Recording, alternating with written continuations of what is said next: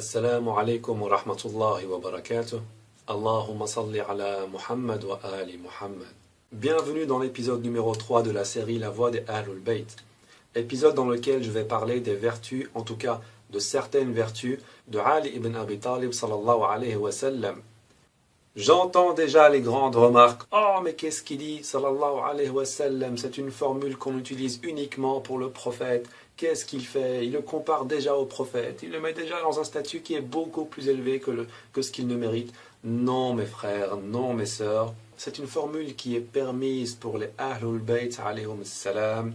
Et vous pouvez d'ailleurs visionner ou revisionner la vidéo qui l'explique en cliquant sur ce lien. Alors, Ali salawatullah wa salamun alayh est né plus ou moins vers l'année 600, soit 30 années après le prophète sallallahu alayhi wa alayh. L'endroit de sa naissance est bien connu de tous et je pense que cela fait partie d'une de ses qualités exceptionnelles, la première qualité donc à laquelle il a eu droit, de laquelle il a bénéficié puisqu'il est né à la Mecque et pas n'importe où puisque ce fut le premier être humain à avoir vu le jour à l'intérieur de la Kaaba. C'est plus ou moins 10 années après sa naissance, donc à l'époque de la révélation, où Ali salawatullah wa salamun alayh a embrassé l'islam. Ce fut d'ailleurs le premier homme à avoir adhéré à l'islam de Muhammad sallallahu alayhi wa alayh. Et nous pouvons le confirmer et le prouver en lisant la narration qui se trouve dans le Jami' al-Tirmidhi, le volume numéro 6, traduit par Abu Khalil de l'arabe vers l'anglais, et c'est l'édition Darus Salam. Nous pouvons trouver le hadith en question, c'est le hadith numéro 3734 où Ibn Abbas dit Ibn Abbas said, the first to perform salat was Ali. Nous pouvons voir également un autre hadith qui parle de cela, c'est le 3735 où nous pouvons lire A man from the Ansar narrated that Zayd ibn al-Arqam said the first to accept Islam was Ali. Donc le premier à accepter l'islam était Ali. Et nous pouvons voir dans la suite du hadith qu'un rapporteur va contredire cette vérité. Regardez. Amr ibn Murrah said, so I mentioned that to Ibrahim al-Nakha'i, so he rejected that and said the first to accept Islam was Abu Bakr as-Siddiq. C'est un hadith qui est sahih. Ce qui s'est passé donc ici, c'est que Zayd ibn al-Arqam a dit le premier à accepter l'islam était Ali, et Amr ibn Murrah, qui est un des rapporteurs de la chaîne de cette première partie de hadith, a dit qu'il a raconté ce hadith à Ibrahim al-Nakha'i, et que Ibrahim al-Nakha'i a rejeté ses dires en disant non, le premier à accepter l'islam était Abu Bakr as-Siddiq.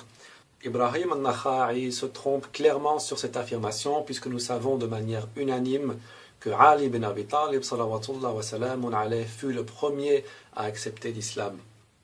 Et on peut le retrouver dans tellement de sources, malheureusement je ne les ai pas ici mais je peux vous les mentionner, comme dans par exemple Tarikh al-Tabari dans le volume numéro 2, ou Tarikh ibn Kathir dans le volume numéro 3, et même dans le Sawa'iq al-Muhriqa de Ibn Hajar al-Makki dans le chapitre numéro 9.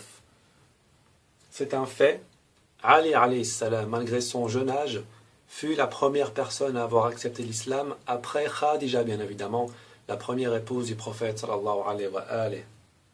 Ce qui est tout à fait logique, ce qui est tout à fait normal, puisque Ali bin Abi Talib alayhi salam a grandi à côté du prophète sallallahu alayhi wa alayh, qui n'est autre que son cousin.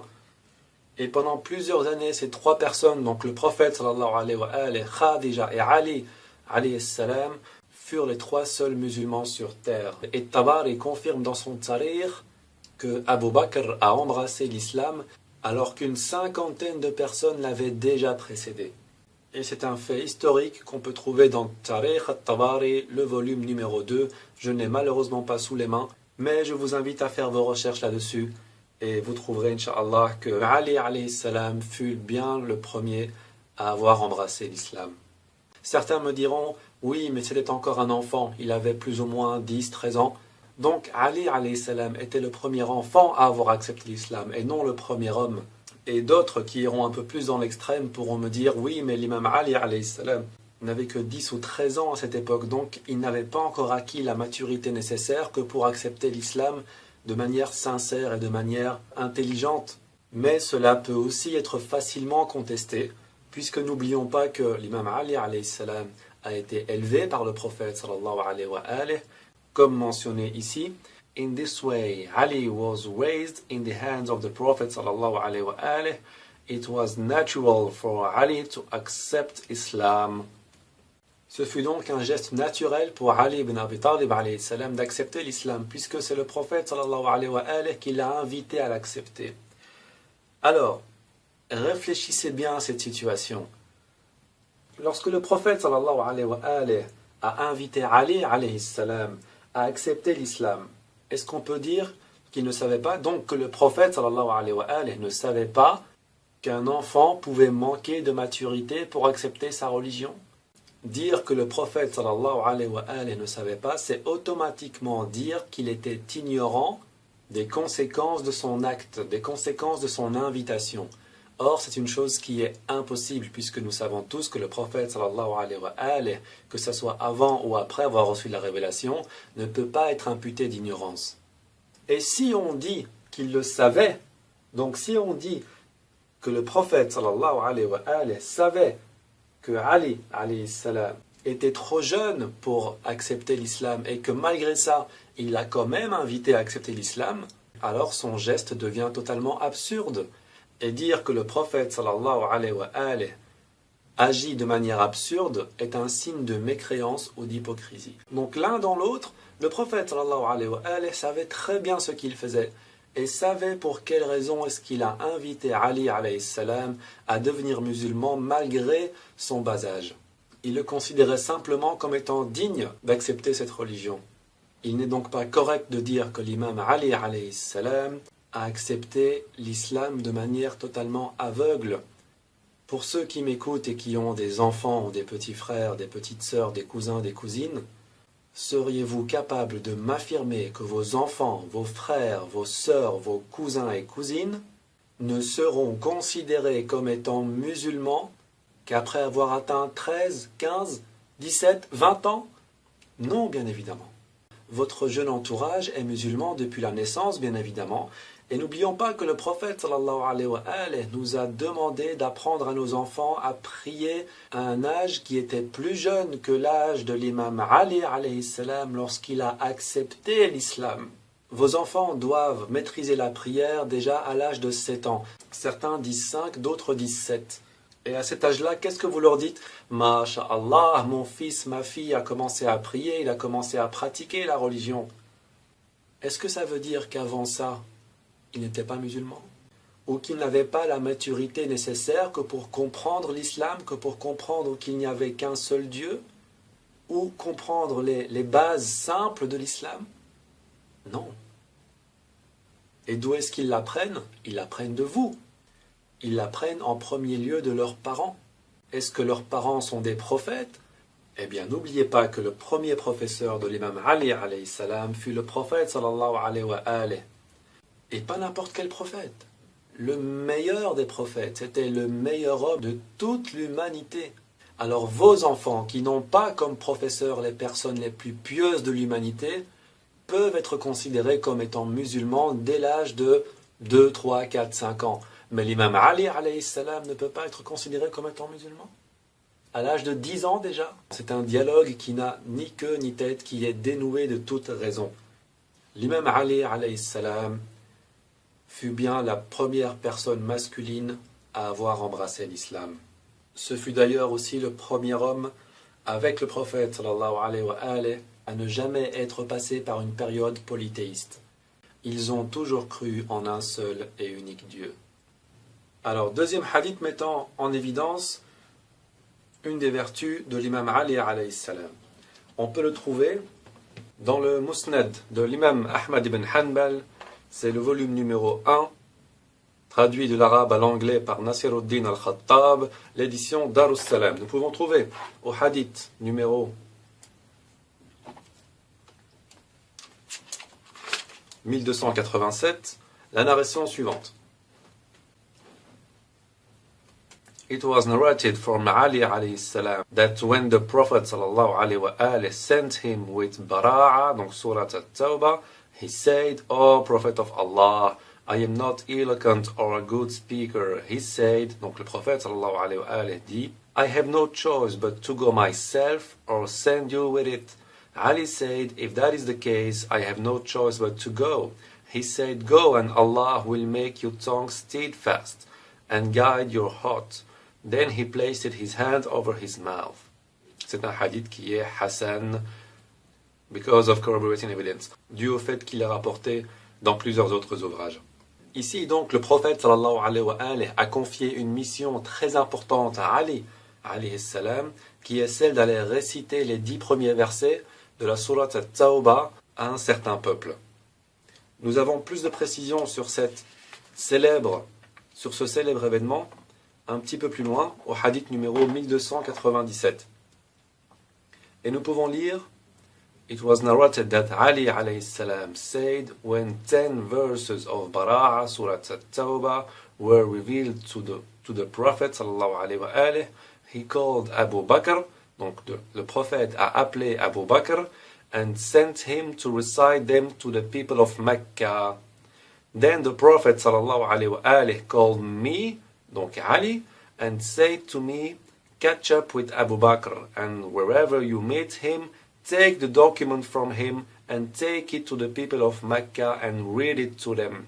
Donc ici, le prophète sallallahu alayhi wa alayhi demande à Ali alayhi salam de rattraper Abu Bakr, de s'emparer des documents qu'il a en main pour aller réciter le début de cette sourate lui-même.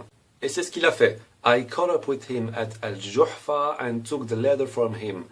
Abu Bakr went back to the Prophet and said, "O Messenger of Allah, has something been revealed concerning me?"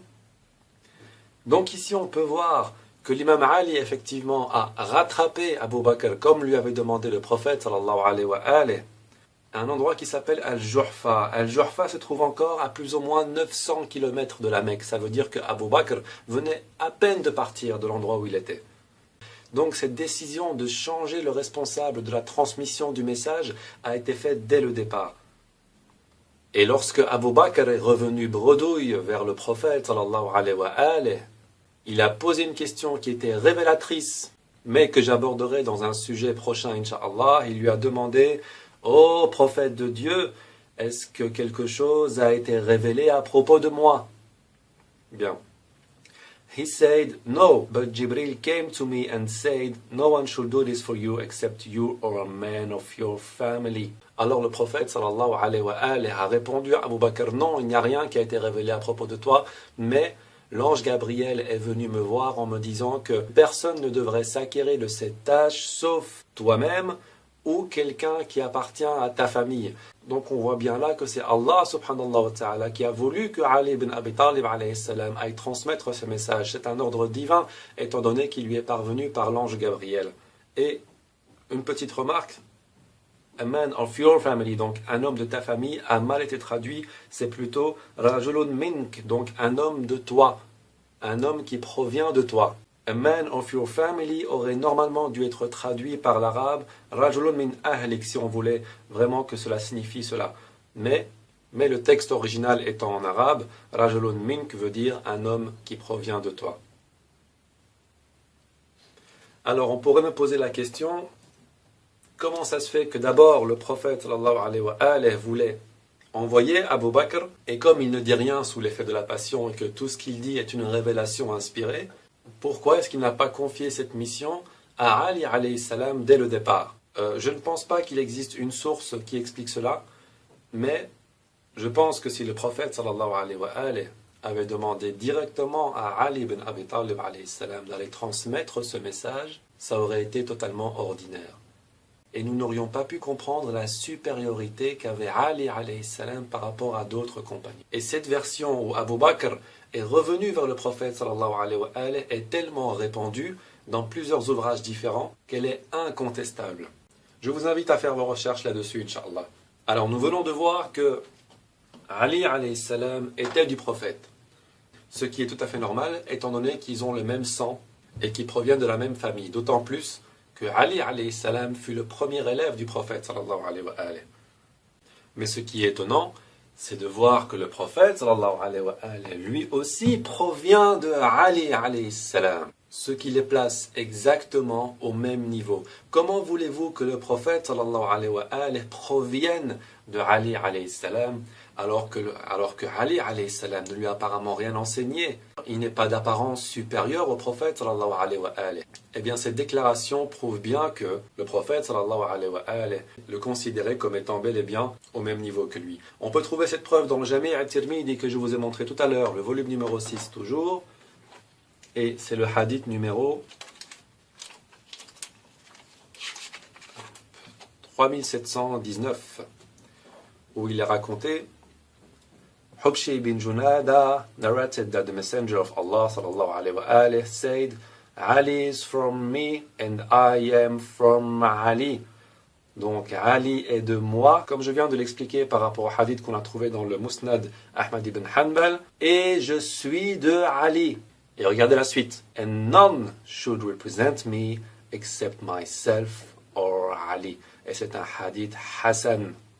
Et personne ne peut me représenter excepté moi-même ou Ali. Ce qui confirme que les tâches attribuées à la mission divine du prophète sallallahu alayhi wa alayhi ne peuvent être accomplies que par lui-même, que par le prophète sallallahu alayhi wa alayhi, ou par Ali. Et personne d'autre. Nous voyons bien ici qu'il est marqué « And none should represent me » et personne ne devrait me représenter, mis à part deux personnes qui sont lui-même ou Ali alayhi salam. C'est maintenant qu'on arrive à comprendre pourquoi est-ce que le prophète sallallahu alayhi wa alayhi a envoyé Ali alayhi salam pour réciter les 10 premiers versets de la sourate At-Tawbah aux gens de la Mecque. C'est car la mission principale d'un prophète est de transmettre et de répandre le message divin, et que personne ne peut le faire dans le cas de Muhammad sallallahu alayhi wa alayhi, mis à part lui-même ou Ali. Déjà, on en arrive là, on peut se dire stop. Ali a bien plus de vertus, a bien plus de qualités et a une position beaucoup plus élevée que n'importe quel autre compagnon. Car non seulement il a été purifié par Allah Azza wa Jalla, et vous pouvez trouver la vidéo explicative juste là. En plus de ça, il est considéré par le prophète sallallahu alayhi wa alayhi comme étant une partie de lui-même, et lui-même se considère comme étant une partie de Ali alayhi salam. Et enfin, nul ne peut représenter le prophète mis à part lui-même ou Ali.